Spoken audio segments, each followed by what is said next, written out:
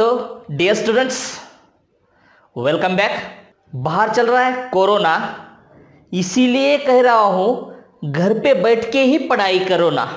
आप सब घर पे बैठ के ही पढ़ाई कर रहे हैं, हमारे लेक्चर के साथ, हमारे चैनल के साथ आप बने हुए हैं।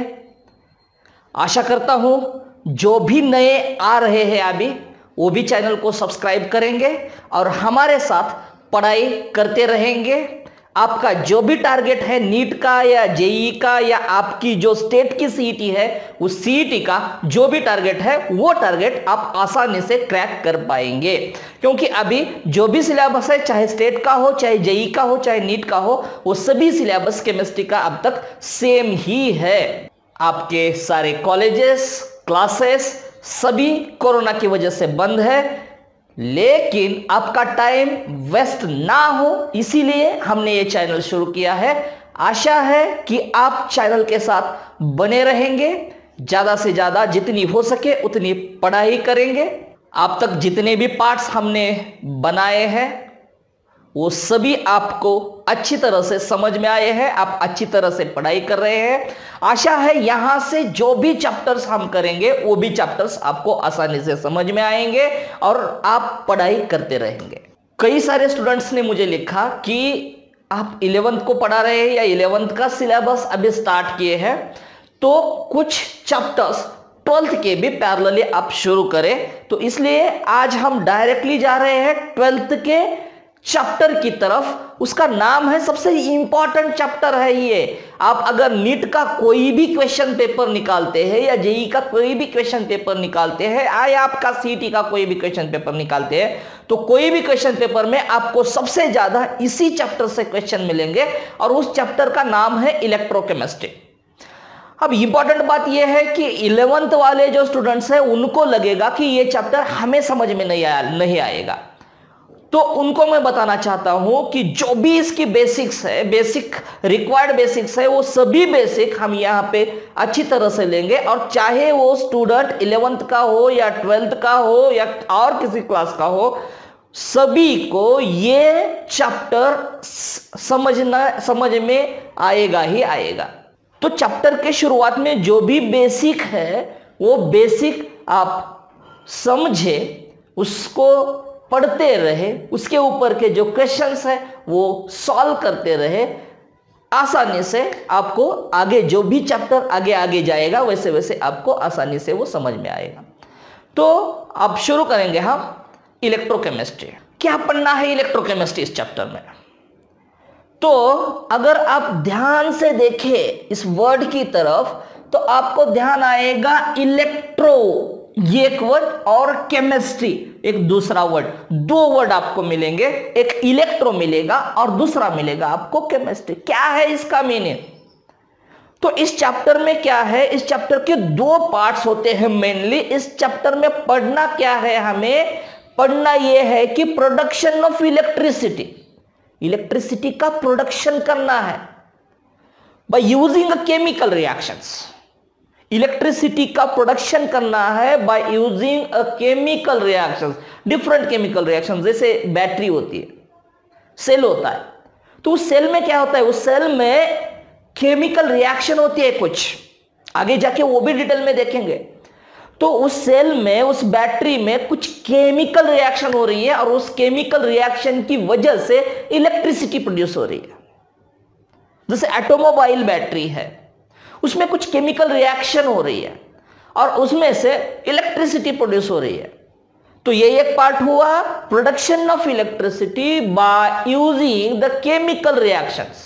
और दूसरा पार्ट ये है कि उसी इलेक्ट्रिसिटी का यूज करके केमिकल रिएक्शंस का घटना या chemical reactions happening by using the electricity. So what two parts, this electrochemistry is divided into two parts: production of electricity by using the chemical reaction, and by using the electricity some chemical reactions will happen. So this include in the electrochemistry. अब जो भी basic है 11th class से या 10th से, जो भी basic requirements है वो बेसिक अब हम एक एक करके देखेंगे। तो क्या रिक्वायरमेंट है यहां पे? रिक्वायरमेंट है रेडॉक्स। मतलब क्या? रेडॉक्स मतलब क्या? Redox reaction. रेडॉक्स रिएक्शन मतलब क्या? आप में से कई स्टूडेंट्स जानते होंगे कि रेडॉक्स रिएक्शन मतलब क्या। किसी लोगों को पता नहीं है कि रेडॉक्स रिएक्शन मतलब क्या है। तो रेडॉक्स मतलब क्या? इसका भी दो पार्ट में डिवाइडेशन होता है। रेड मतलब लाल नहीं, रेड मतलब रिडक्शन, और ऑक्स मतलब ऑक्सीडेशन। ऑक्सीडेशन। तो रेडॉक्स मतलब reduction and oxidation takes place in the same reaction. That type of reactions are called as the redox reaction.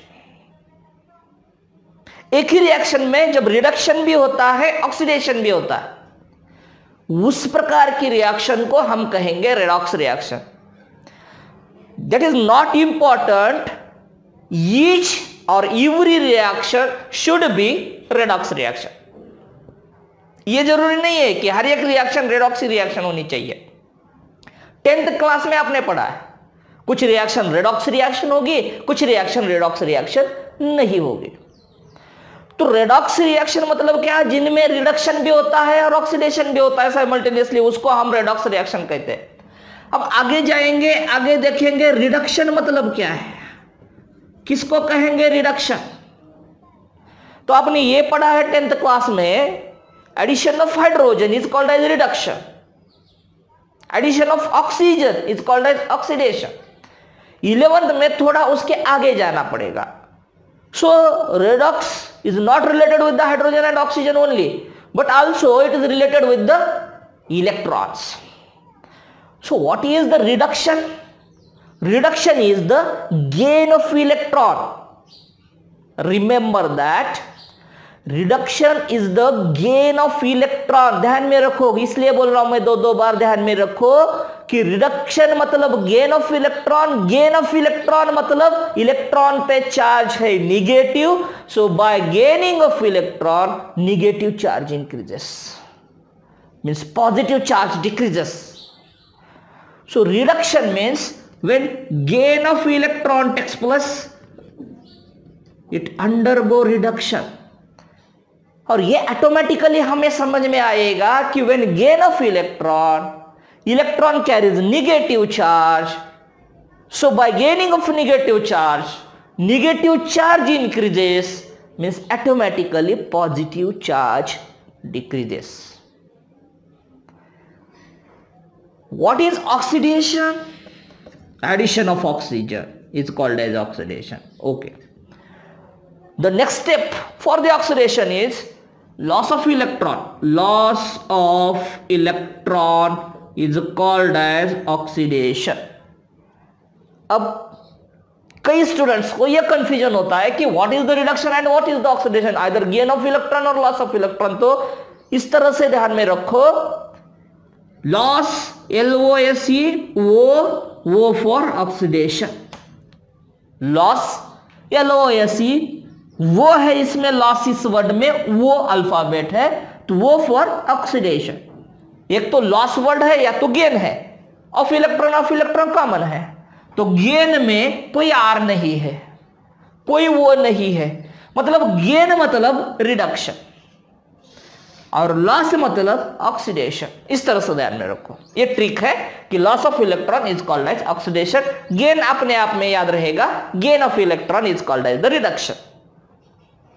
अब यहां पे अगर इलेक्ट्रॉन लॉस हो रहा है, मतलब निगेटिव चार्ज लॉस हो रहा है, निगेटिव चार्ज निकल रहा है, तो ऑटोमेटिकली पॉजिटिव चार्ज बढ़ेगा।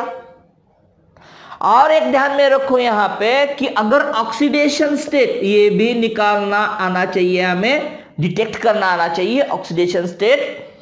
तो ऑक्सीडेशन स्टेट इंक्रीजेस, अगर ऑक्सीडेशन स्टेट इंक्रीज होता है तो उसका होता है oxidation. If oxidation state increases it undergo oxidation, मतलब लॉस ऑफ इलेक्ट्रॉन, मतलब पॉजिटिव चार्ज बढ़ रहा है, मतलब ऑक्सीडेशन स्टेट बढ़ रहा है।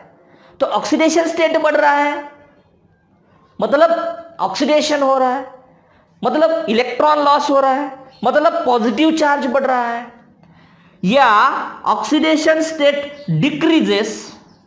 अगर ऑक्सीडेशन स्टेट डिक्रीज हो रहा है तो उसका क्या हो रहा है, उसका हो रहा है रिडक्शन। इस पूरे चैप्टर में सबसे ज्यादा इंपॉर्टेंट यही है कि ऑक्सीडेशन किसका हो रहा है, रिडक्शन किसका हो रहा है, ऑक्सीडेशन किसे कहेंगे, रिडक्शन किसे कहेंगे। जितनी बार प्रैक्टिस करेंगे, जितनी ज्यादा प्रैक्टिस करेंगे, उतनी आसानी से आप ऑक्सीडेशन और रिडक्शन समझ जाएंगे। अब हमें यह याद है कि ऑक्सीडेशन किसे कहेंगे और रिडक्शन किसे कहेंगे। अब हमें देखना है कि ऑक्सीडाइजिंग एजेंट मतलब क्या। जैसे किसी पॉलिसी का एजेंट होता है तो वो क्या करता है, वो पॉलिसी बेचता है आपको, या आपको वो पॉलिसी खरीदने के लिए प्रमोट करता है, उसको हम एजेंट बोलते हैं। तो ये ऑक्सीडाइजिंग एजेंट मतलब क्या, ऐसा एजेंट, ऐसा स्पीशीज जो सामने वाले को ऑक्सीडेशन करने के लिए एक्साइट कर रहा है या उसका ऑक्सीडेशन कर रहा है, उसको बोलेंगे हम ऑक्सीडाइजिंग एजेंट। तो सामने वाले का हो रहा है ऑक्सीडेशन, मतलब सामने वाला इलेक्ट्रॉन लॉस कर रहा है। तो सामने वाला इलेक्ट्रॉन कब लॉस करेगा, जब ये इलेक्ट्रॉन लेगा। समझ में आ रहा है। What is the thing, which species are the oxidising agent, so those species which promote to other for oxidation, जो दूसरे को प्रमोट कर रहा है ऑक्सीडेशन के लिए, उसे कहेंगे ऑक्सीडाइजिंग एजेंट। तो दूसरे का हो रहा है ऑक्सीडेशन, मतलब दूसरा इलेक्ट्रॉन लॉस कर रहा है। तो दूसरा इलेक्ट्रॉन कब लॉस करेगा, जब कोई लेने वाला होगा। अब लेने वाला कौन है, यह है ऑक्सीडाइजिंग एजेंट। तो ऑक्सीडाइजिंग एजेंट क्या कर रहा है, इलेक्ट्रॉन गेन कर रहा है। तो इलेक्ट्रॉन गेन कर रहा है मतलब इसका क्या हो रहा है, इसका हो रहा है रिडक्शन। तो ये जो कंसेप्ट्स है ना, ये एक दूसरे में मिले हुए हैं। मतलब नहीं समझ में आया है तो आगे जाके कंफ्यूजन हो सकता है। तो सामने वाले का हो रहा है ऑक्सीडेशन, लिखेंगे यहां पे, इट ऑक्सीडाइजेस टू अदर, दूसरे का ऑक्सीडेशन कर रहा है, मतलब दूसरे का हो रहा है लॉस ऑफ इलेक्ट्रॉन, दूसरा इलेक्ट्रॉन को लॉस कर रहा है, मतलब ये क्या कर रहा है, गेन ऑफ इलेक्ट्रॉन, ये इलेक्ट्रॉन ले रहा है, मतलब इसका क्या हो रहा है, इसका हो रहा है रिडक्शन। तो किसे कहेंगे oxidising agent, which oxidises to other, which promote to other for the loss of electron. When it lose electron, when this agent gain electron, so it gain of electron, and when gain of electron takes place, this process is called as the reduction process. तो इसको कहेंगे हम oxidising agent. अब जो next concept है वो है reducing agent. तो ये क्या कर रहा है, ये कौन सा एजेंट है, ये है रिड्यूसिंग एजेंट। मतलब ये सामने वाले का रिडक्शन कर रहा है। It reduces means it promote to reduce to other, सामने वाले का, दूसरे स्पेसीज का ये रिडक्शन कर रहा है, इसीलिए तो ये रिड्यूसिंग एजेंट है। तो सामने वाले का क्या होगा, सामने वाले का रिडक्शन होगा। रिड्यूसेस, ये रिड्यूसिंग एजेंट क्या कर रहा है, रिड्यूसेस टू अदर, दूसरे का रिडक्शन कर रहा है। मतलब दूसरे का रिडक्शन कर रहा है, मतलब ये क्या कर रहा है, ये गेन ऑफ इलेक्ट्रॉन कर रहा है, गेन ऑफ इलेक्ट्रॉन। दूसरे का कब रिडक्शन होगा, जब वो इलेक्ट्रॉन गेन करेगा। When it gain electron undergo reduction. तो वो गेन इलेक्ट्रॉन कब करेगा, जब कोई छोड़ने वाला होगा इलेक्ट्रॉन। तो कौन छोड़ेगा इलेक्ट्रॉन, ये एजेंट छोड़ेगा electron. So agent loss of electron, ये इलेक्ट्रॉन को छोड़ेगा। मतलब इस एजेंट का होगा क्या, इस एजेंट का होगा लॉस ऑफ इलेक्ट्रॉन, मतलब ऑक्सीडेशन। तो रिड्यूसिंग एजेंट मतलब which reduces to other, that undergo reduction, that other species undergo reduction means it gain electron. When it gain electron, when someone lose electron, so someone lose electron means this reducing agent loses electron. So reducing agent loses electron, next species, another species gain electron, another species undergo reduction. So this first species is responsible to reduce the other.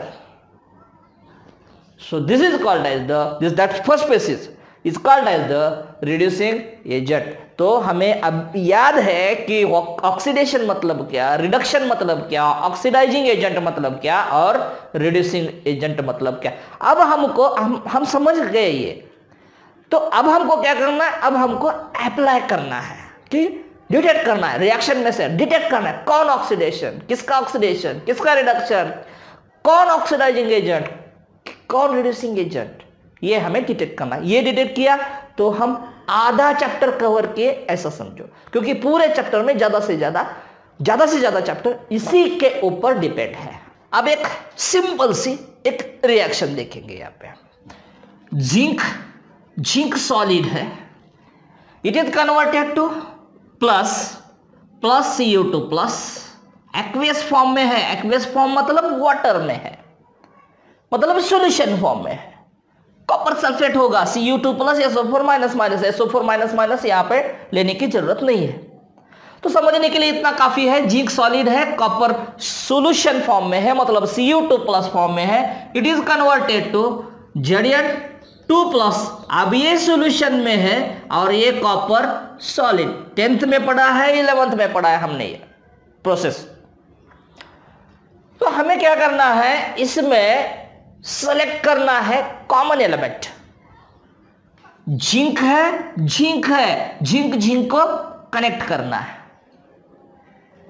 Copper है, copper को connect करना है। अब हमें calculate करना है oxidation state. 11th class में जो रेडॉक्स रिएक्शन चैप्टर है उस चैप्टर को पढ़ो, वहां से समझो कि ऑक्सीडेशन स्टेट किस तरह से निकाला जाता है। नहीं तो यहां पे भी समझ सकते हैं आप, नहीं पढ़े हैं कोई बात नहीं है, यहां पे भी समझ सकते हैं। अगर फ्री स्टेट में है एटम, फ्री स्टेट में मतलब प्योर स्टेट में, फ्री स्टेट में किसी से कंबाइन नहीं, या खुद से ही कंबाइन है, मतलब Cl2, Br2, I2, H2, F2, उसको एलिमेंटल फॉर्म बोलते हैं। P4 2 ही होना चाहिए ऐसा नहीं है, P4 S8 so self linked होना चाहिए या प्योर फॉर्म में होना चाहिए, उसका ऑक्सीडेशन स्टेट हमेशा होता है 0। तो इस जिंक का ऑक्सीडेशन स्टेट है 0। अब अगर स्पेसीज है या कोई भी चार्ज्ड पार्टिकल है, सिंगल पार्टिकल, तो उसके ऊपर का जो भी चार्ज है वही उसकी ऑक्सीडेशन स्टेट होती है। तो यहां पे जिंक पे ऑक्सीडेशन स्टेट क्या है, ऑक्सीडेशन स्टेट है चार्ज क्या है +2 है, तो ऑक्सीडेशन स्टेट भी होगी +2। तो हमें क्या करना है, जिंक बना क्या, 0 से बना +2। 0 से क्या बन रहा है, 0 से बन रहा है +2। +2 मतलब कौन सा चार्ज बढ़ा, पॉजिटिव चार्ज बढ़ा। किस वजह से पॉजिटिव चार्ज बढ़ता है, निगेटिव चार्ज लॉस करने से। अब निगेटिव चार्ज मतलब क्या, इलेक्ट्रॉन्स। तो लॉस ऑफ निगेटिव चार्ज मतलब लॉस ऑफ इलेक्ट्रॉन, मतलब क्या, लॉस ऑफ इलेक्ट्रॉन मतलब क्या ऑक्सीडेशन। तो यहां पे जिंक का क्या हो रहा है, ऑक्सीडेशन। या by increasing oxidation state means by increasing oxidation state it undergoes oxidation. तो हियर जिंक अंडरगोज ऑक्सीडेशन। क्या हो रहा है यहां पे, जिंक का ऑक्सीडेशन स्टेट बढ़ रहा है 0 से +2 loss of 2 electrons, loss of 2 electrons. So zinc undergo oxidation, ये हमें पता चला कि जिंक अंडरगो ऑक्सीडेशन।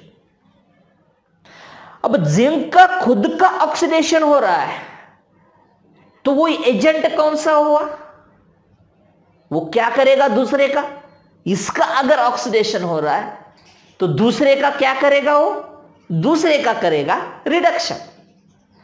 तो जिंक क्या है, जिंक है रिड्यूसिंग एजेंट। तो हमें ये ध्यान में रखना होगा कि यहां इस रिएक्शन में जिंक का हो रहा है ऑक्सीडेशन, जिसका ऑक्सीडेशन हो रहा है वो क्या है, वो रिड्यूसिंग एजेंट है, क्योंकि सामने वाले का 100% रिडक्शन होगा, तो वो है रिड्यूसिंग एजेंट। अब Cu2 प्लस का हो रहा है Cu, अब Cu2 प्लस का ऑक्सीडेशन स्टेट क्या है, Cu2 प्लस का ऑक्सीडेशन स्टेट है +2 और Cu मतलब प्योर फॉर्म, तो उसका ऑक्सीडेशन स्टेट क्या होगा, उसका ऑक्सीडेशन स्टेट होगा 0। तो +2 इज कन्वर्टेड टू 0, मतलब यहां पे ऑक्सीडेशन स्टेट क्या हो रहा है, ऑक्सीडेशन स्टेट डिक्रीज हो रहा है, +2 to 0, मतलब +2 चार्ज कम हो रहा है। किस तरह से कम होगा +2 charge, bye gaining of negative charge. तो +2 का 0 कब होगा, जब -2 लेगा तब। अब माइनस मतलब क्या, इलेक्ट्रॉन। तो यहां पे Cu2 प्लस क्या कर रहा है, Cu2 plus gains 2 electrons and converted to 0, +2 -2 0। So Cu2 plus by gaining of 2 electrons it is converted to copper 0 oxidation state। तो here यहां पे क्या हो रहा है, यहां पे इलेक्ट्रॉन गेन हो रहा है, तो by gain of electron is this process is called as reduction। तो अगर इलेक्ट्रॉन गेन होता है तो उसको क्या कहेंगे हम, रिडक्शन कहेंगे। और अगर Cu2 प्लस का रिडक्शन हो रहा है तो एजेंट कौन सा हुआ, वो एजेंट हुआ ऑक्सीडाइजिंग एजेंट। ध्यान में रखो Cu2 प्लस का रिडक्शन हो रहा है, अगर Cu2 प्लस का रिडक्शन हो रहा है तो जिंक का ऑक्सीडेशन हो रहा है। किसकी वजह से जिंक का ऑक्सीडेशन हो रहा है, Cu2 प्लस की वजह से, Cu की वजह से नहीं, Zn2 प्लस की वजह से नहीं, Cu2 प्लस की वजह से जिंक का ऑक्सीडेशन। यहां पे एक अलग सा क्वेश्चन भी कवर कर सकते हैं हम, जो कि रिडॉक्स रिएक्शन इस चैप्टर को बिलोंग करता है। In the following reaction Which one is the oxidizing agent? आपको आइडेंटिफाई करना है कि इस रिएक्शन में ऑक्सीडाइजिंग एजेंट, ये तो सिंपल सी रिएक्शन है, तो इस रिएक्शन में ऑक्सीडाइजिंग एजेंट कौन है।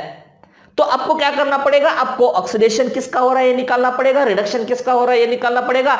जिसका रिडक्शन हो रहा है वो ऑक्सीडाइजिंग एजेंट है और जिसका ऑक्सीडेशन हो रहा है वो है रिड्यूसिंग एजेंट। तो यहां पे जिंक का ऑक्सीडेशन हो रहा है, ऑप्शन यही 4 होंगे ऑप्शन, तो आपको ध्यान से देखना पड़ेगा, क्योंकि कंफ्यूजन कहां पे होगा, कंफ्यूजन होगा Zn और Zn2 प्लस में, अथवा कंफ्यूजन होगा Cu2 प्लस में और Cu में।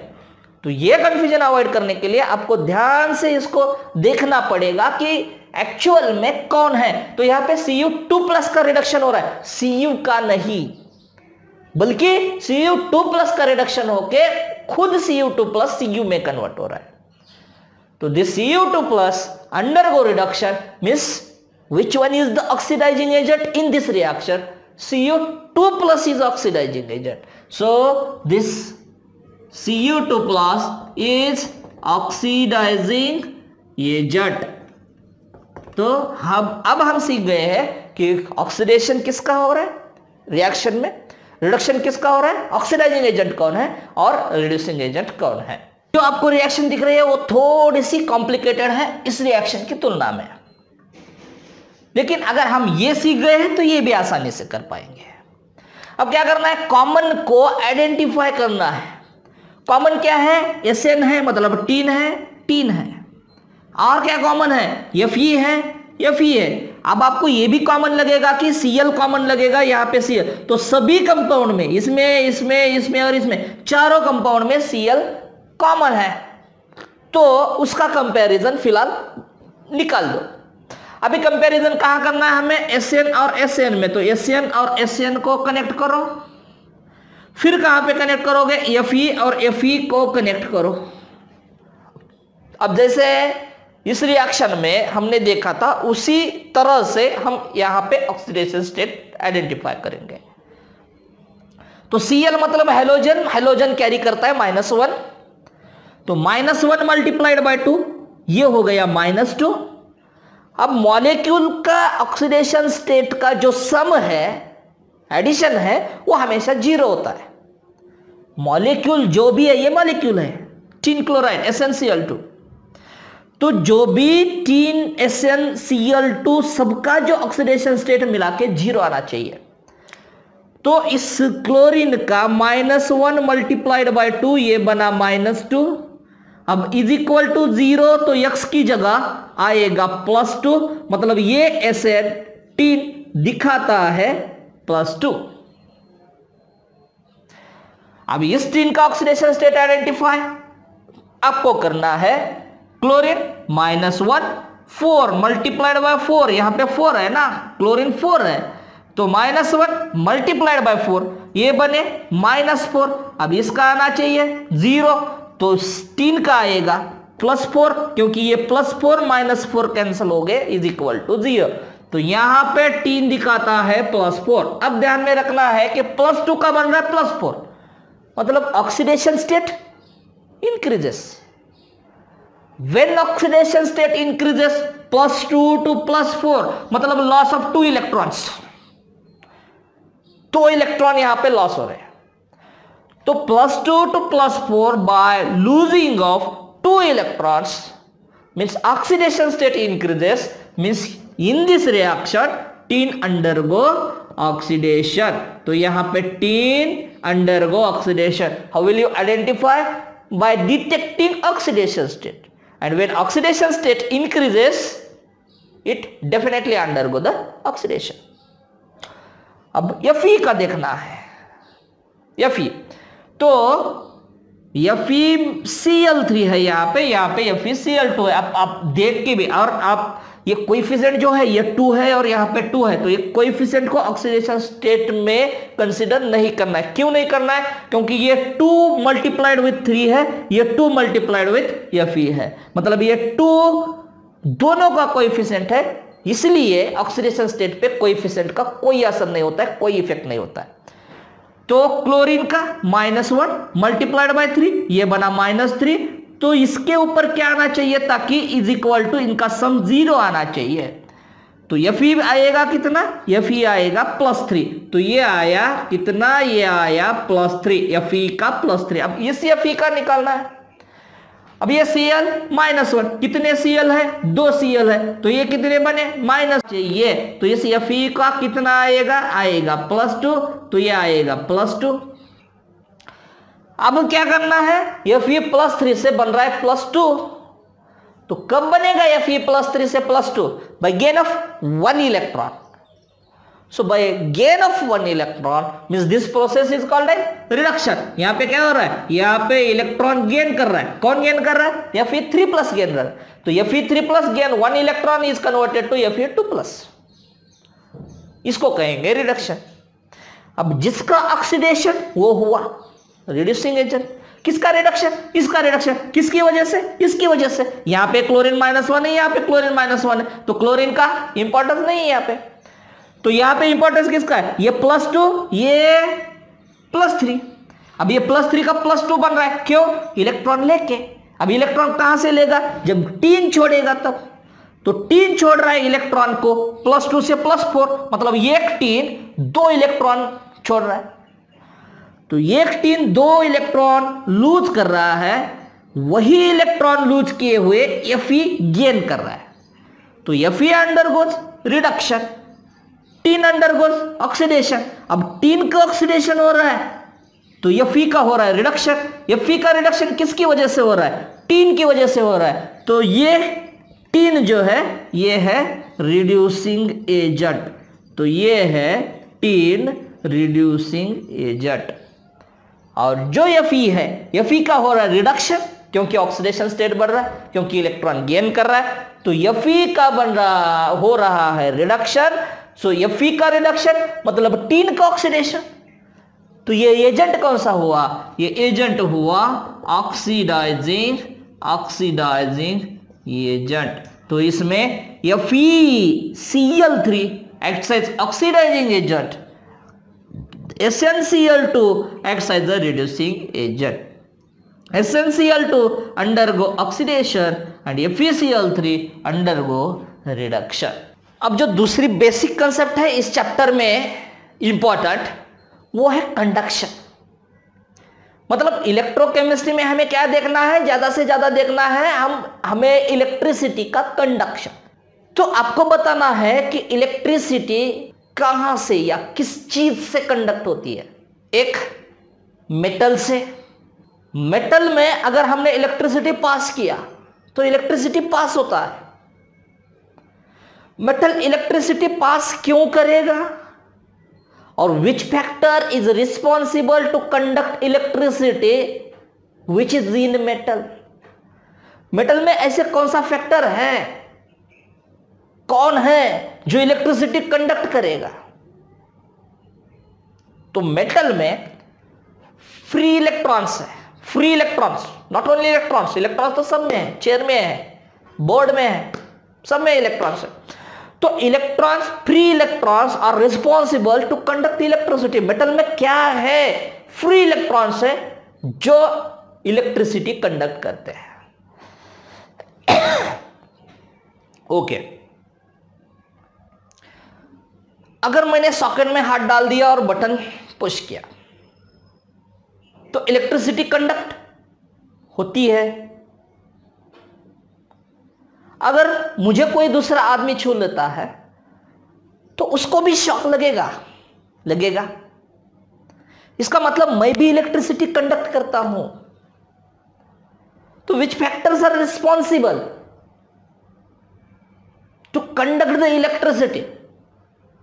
ऐसे मुझ में कौन सा फैक्टर है जो इलेक्ट्रिसिटी कंडक्ट करेगा। अब मैं लोहा हूं नहीं, मतलब मेटल हूं नहीं, तो मेटल नहीं हो इसका मतलब फ्री इलेक्ट्रॉन्स नहीं है मुझ में, फिर भी मैं इलेक्ट्रिसिटी को कंडक्ट कर रहा हूं। तो कौन है मुझ में जो इलेक्ट्रिसिटी कंडक्ट कर रहा है। तो that is the free ions. So two factors are responsible to conduct electricity. One is the free electrons which is present in the metals, and another one is the free ions which is present in the aqueous solution or molten state. एक example बताता हूं कि salt लिया हमने, salt NaCl, नमक लिया और नमक का ढेर है यहां पे, और वहां से हमें इलेक्ट्रिसिटी को पास करना है। नमक के ढेर से होता है इलेक्ट्रिसिटी पास? नहीं होगा। सो व्हेन साल्ट्स आर, सिर्फ नमक ही नहीं, कोई भी salt, so when salts are in solid state they do not conduct electricity, but when they are in molten state, पिघला दिया उसको, मेल्ट किया उसको, या उसमें वाटर को ऐड किया, मतलब एक्वियस सॉल्यूशन बनाया। जब नमक में पानी मिलाते हैं हम, तब वो पानी इलेक्ट्रिसिटी कंडक्ट करेगा। सॉलिड स्टेट में salt do not conduct electricity because it contains iron, but ions are not free to move, not mobile, move नहीं करेंगे, वो फिक्स्ड फॉर्म में है। लेकिन जब वो एक्वियस में कन्वर्ट होते हैं या जब वो मोल्टन स्टेट में कन्वर्ट होते हैं, तब वो आयंस होते हैं free. So now by adding of water, by melting, so after melting, after addition of water, they conduct electricity because now ions are free to move. तो आयंस जब free होंगे, मोबाइल फॉर्म में होंगे, तभी वो electricity को flow करेंगे, electricity को कैरी करेंगे। जब इलेक्ट्रॉन्स फ्री होंगे तभी वो इलेक्ट्रिसिटी को कैरी करेंगे। तो यहां पे दो कंडक्शन हमें पढ़ना पड़ेगा। किस लिए पढ़ना पड़ेगा? ताकि आगे का जो चैप्टर है वो हमें आसानी से समझ में आए। तो मेटेलिक कंडक्टेंस और इलेक्ट्रोलाइटिक कंडक्टेंस, ये दो इंपॉर्टेंट पार्ट्स हमें देखने हैं यहां पे। अब आप ये समझ में आया है आपको कि मेटेलिक कंडक्शन मतलब metals conduct electricity, electrolytic conductance means aqueous salt or molten salt conducts electricity. So here responsible factor is free electrons. यहां पे कौन इलेक्ट्रिसिटी कंडक्ट कर रहा है? फ्री इलेक्ट्रॉन्स इलेक्ट्रिसिटी कंडक्ट कर रहे हैं। यहां पे कौन इलेक्ट्रिसिटी कंडक्ट कर रहा है? यहां पे फ्री आयंस और मोबाइल आयंस इलेक्ट्रिसिटी कंडक्ट कर रहे हैं। तो in metallic conduction free electrons are responsible to conduct electricity. In electrolytic conduction free ions are responsible to conduct electricity. First point is cleared here. अब जब metal से electricity conduct होगा free electron की वजह से, तो यहां पे केमिकल कंपोजिशन में कोई चेंज नहीं है, मतलब कोई रिएक्शन वहां पे नहीं हो रही है, कोई आयंस फ्री नहीं है। तो in metallic conduction no chemical composition changes takes place. कोई केमिकल रिएक्शन नहीं वहां पे, and due to that there is no any chemical composition changing takes place. यहां पे कोई केमिकल रिएक्शन नहीं है। तो यहां पे क्या लिखना पड़ेगा? हमें लिखना पड़ेगा नो केमिकल रिएक्शन। कोई केमिकल रिएक्शन नहीं है, only movement of free electrons. So no chemical reaction, no chemical composition changes. कोई भी केमिकल कंपोजिशन चेंज नहीं हो रहा है। No chemical composition changes. कोई भी केमिकल कंपोजिशन यहां पे चेंज नहीं हो रहा है। यहां पे क्या होगा? इलेक्ट्रोलाइटिक कंडक्शन में electrolytic conduction is due to the free ions. So ion का मूवमेंट होगा तो कोई केमिकल रिएक्शन होगी, कॉम्बिनेशन होगा, डिस्प्लेसमेंट होगा। तो इलेक्ट्रोलाइटिक कंडक्शन में क्या होगा? Here chemical reaction takes place. Chemical reaction होगी, यहां पे केमिकल रिएक्शन टेक्स प्लेस। मतलब अगर केमिकल रिएक्शन हो रही है तो केमिकल कंपोजिशन चेंजेस हो सकता है। तो यहां पे केमिकल कंपोजिशन जो भी है, केमिकल कंपोजिशन चेंजेस, चेंज होगा केमिकल कंपोजिशन में। यहां पे कोई केमिकल कंपोजिशन चेंज नहीं होगा, it remains as it is. Metallic conduction में अगर कोई केमिकल रिएक्शन नहीं हो रही है या कोई केमिकल कंपोजिशन चेंज नहीं हो रहा है, तो जो मैटर है वो मैटर भी ट्रांसफर नहीं होगा। या कोई जो आयंस है, समझो Fe है, Fe2+ है या Fe3+ है आयन में, या गोल्ड में Au आयंस है, तो जो भी आयंस है वो आयंस का ट्रांसफर यहां पे नहीं हो रहा है। तो नो मैटर ट्रांसफर है। In metallic conduction, no matter transfer takes place. But here, electrolytic conduction, matter transfer takes place. No transfer of matter. यहां पे कोई मैटर ट्रांसफर नहीं हो रहा है। Only free electrons moving here and there. Only free electrons are responsible to conduct the electricity. So, no transfer of matter takes place. जो भी ions है या Fe2+ या Fe3+ या गोल्ड में हो गए या सिल्वर में हो गए, जो भी आयंस है, that ions are not transfer takes place, means matter does not transfer. लेकिन यहां पे क्या हो रहा है? यहां पे transfer of matter, transfer of matter. Electrolytic conduction में क्या होगा? मैटर ट्रांसफर होगा। मतलब जैसे कि इलेक्ट्रोलाइटिक सेल जब देखेंगे हम, तब वहां पे डिटेल में देखेंगे। जैसे कि साल्ट सॉल्यूशन लिया हमने NaCl, उसमें पानी डाला और दो रॉड लगा, एक एनोड है एक कैथोड है। एनोड क्या चार्ज कैरी करता है? पॉजिटिव चार्ज कैरी करता है। कैथोड निगेटिव चार्ज कैरी करता है। तो Cl- NaCl में से Cl- मूव हो गए एनोड की तरफ, पॉजिटिव चार्ज की तरफ, और Na+ आयंस मूव होंगे कैथोड की तरफ, मतलब निगेटिव चार्ज की तरफ। तो क्या है इलेक्ट्रोलाइटिक कंडक्शन में? मैटर ट्रांसफर होगा। मेटेलिक कंडक्शन में मैटर ट्रांसफर नहीं होगा। जो फोर्थ पॉइंट है वो सबसे ज्यादा इंपॉर्टेंट पॉइंट है। तो फोर्थ पॉइंट में क्या देखना है हमें? Effect of temperature on the metallic conduction और द इलेक्ट्रोलाइटिक कंडक्शन। तो कौन सा पॉइंट है वो, कौन सा फैक्टर है? टेम्परेचर। तो टेम्परेचर का क्या इफेक्ट होगा मेटेलिक कंडक्शन में पे और इलेक्ट्रोलाइटिक कंडक्शन पे? तो जैसे जैसे टेम्परेचर बढ़ेगा, आपको सुपर कंडक्टर पता होगा, 0 केल्विन को conductor act as the super conductor. Super conductor मतलब 0 रेजिस्टेंस, जिसका रेजिस्टेंस नहीं है, जो इलेक्ट्रिसिटी कंडक्ट करता है विदाउट रेजिस्टेंस, उसको हम कहेंगे सुपर कंडक्टर। तो वो सुपर कंडक्टर कब होता है? जब टेम्परेचर 0 केल्विन होता है। जैसे जैसे टेम्परेचर बढ़ेगा वैसे वैसे कंडक्शन कम होगा। किस तरह का कंडक्शन? Metallic conduction. क्यों कम होगा? क्योंकि समझो ये मेटल है, मेटल में पॉजिटिव चार्ज है, इलेक्ट्रॉन्स है, पॉजिटिव चार्ज है, इलेक्ट्रॉन्स है, पॉजिटिव चार्ज है, इलेक्ट्रॉन्स है, and in metal electricity is conducted due to the free electrons, मतलब निगेटिव चार्ज।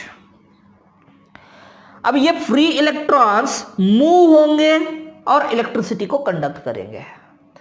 लेकिन जैसे हम इसको हीट देते हैं या टेम्परेचर बढ़ता है अपने आप, तो टेम्परेचर बढ़ने की वजह से इसको, ये जो पॉजिटिवली चार्ज्ड आयंस है उसको कर्नल्स बोलते हैं। मेटल के पॉजिटिवली चार्ज्ड आयंस को बोलते हैं कर्नल्स। तो जैसे जैसे टेम्परेचर बढ़ता है वैसे वैसे कर्नल्स का वाइब्रेशन बढ़ता है। तो ये जो इलेक्ट्रॉन्स मूव होने वाले हैं, इन मूव होने वाले इलेक्ट्रॉन्स को ये जो पॉजिटिवली चार्ज्ड कर्नल्स है, इन कर्नल्स का वाइब्रेशन बढ़ने के कारण इन निगेटिव चार्ज के रास्ते में ऑब्स्टेकल तैयार करते हैं। ये कर्नल्स है। तो what happens when temperature increases, heat increases, vibration of kernels increases and they produces obstacle, they create a obstacle in the path of free electrons, and due to that it affect on the rate of conduction of electricity. So what is the conclusion? Conclusion is that temperature increases, metallic conductance decreases. जैसे temperature बढ़ेगा metallic conductance कम होगा। क्यों कम होगा? समझो ये ions है, positively charged ions है metals में, उसको कर्नल्स कहेंगे। ये इलेक्ट्रॉन्स है, तो ये इलेक्ट्रॉन्स मूव हो रहे हैं, ये इलेक्ट्रॉन्स मूव हो रहे हैं, तो इलेक्ट्रिसिटी कैरी हो रही है, इलेक्ट्रिसिटी कंडक्ट हो रही है। जैसे हीट बढ़ेगी कर्नल्स का वाइब्रेशन बढ़ेगा। अब ये फ्री इलेक्ट्रॉन्स मूव हो रहे हैं तो वाइब्रेशन बढ़ा, इसलिए इस इलेक्ट्रॉन के रास्ते में कुछ ऑब्स्टेकल, कुछ रुकावट तैयार होने लगे, कुछ रुकावटें क्रिएट होने लगे। इसकी वजह से क्या हुआ? इस इलेक्ट्रॉन का जो स्पीड था, उस स्पीड पे इस ऑब्स्टेकल की वजह से कुछ इफेक्ट हुआ, and due to that point should be remember, very important, as temperature increases vibration of kernels increases, due to that metallic conductance decreases. इसीलिए तो सुपर कंडक्टर 0 केल्विन को एक्ट होते हैं। जैसे जैसे टेम्परेचर बढ़ता है या हीट बढ़ती है वैसे वैसे मेटेलिक कंडक्टेंस कम होता है। तो हमें यहां पे क्या लिखना पड़ेगा? जैसे जैसे temperature increases, metallic conductance, metallic conductance decreases. तो इनवर्सली प्रोपोर्शनल है यहां पे। यहां पे टेम्परेचर का क्या इफेक्ट होगा? जैसे जैसे टेम्परेचर बढ़ेगा, जैसे हमने बीकर में सोडियम क्लोराइड लिया, कॉमन सॉल्ट, टेबल सॉल्ट बोलते हैं हम इसको, तो उस कॉमन सॉल्ट में पानी मिलाया, अब वो बना एक्वियस सॉल्यूशन। उस पर 2 रॉड डाल दिए, इलेक्ट्रिसिटी को पास किया, इलेक्ट्रिसिटी पास होगी because presence of the ions. So in electrolytic conduction free ions are responsible to conduct electricity. अब उसी फ्री आयंस को ये बीकर लिया, ये aqueous solution, aqueous solution of NaCl, salt का एक्वियस सॉल्यूशन है। यहां पे 2 रॉड डाल दिया, एक कैथोड है एक एनोड है, इलेक्ट्रिसिटी को ज्वाइंट किया, मतलब बैटरी को ज्वाइंट किया, इसको इलेक्ट्रिसिटी पास हो रहा है क्योंकि आयंस का मूवमेंट है। अब इसको हमने हीट दिया या इसका टेम्परेचर बढ़ाया, तो due to increase in temperature movement of ions increases, ions का मूवमेंट इंक्रीज होगा। And in electrolytic conductions ions are responsible to conduct the electricity. और जैसे हीट देंगे या टेम्परेचर बढ़ेगा, आयंस की काइनेटिक एनर्जी बढ़ेगी, आयंस की मूवमेंट बढ़ेगी, और जैसे आयंस की मूवमेंट बढ़ेगी इलेक्ट्रिसिटी का कंडक्शन बढ़ेगा। तो क्या लिखेंगे हम यहां पे लिखेंगे as temperature increases movement of ions increases, speed of ions increases, and due to increase in the speed of ions electrolytic conductions automatically increases. So conclusion is that as temperature increases metallic conduction decreases, as temperature increases electrolytic conductions also increases. और एक point, Faraday's law is followed in the electrolytic conductance and Faraday's law does not followed in the metallic conductance. तो electrolytic conductance में जो electrolytic solution होते हैं उसमें जो ions होते हैं that is responsible to conduct the electricity that electrolytic solution. और जब इलेक्ट्रोलाइटिक सॉल्यूशन में इलेक्ट्रिसिटी कंडक्ट होता है तब फैराडेज लॉज को फॉलो किया जाता है, और जब मेटल में इलेक्ट्रिसिटी कंडक्ट होती है तब फैराडेज लॉज फॉलो नहीं होता है। तो ये फैराडेज लॉज क्या है, इसी चैप्टर में आगे जाके हम देखेंगे कि फैराडेज लॉ क्या होता है। अब हम देखेंगे इलेक्ट्रोलाइट्स क्या होते हैं। इलेक्ट्रोलाइट्स जरूरी है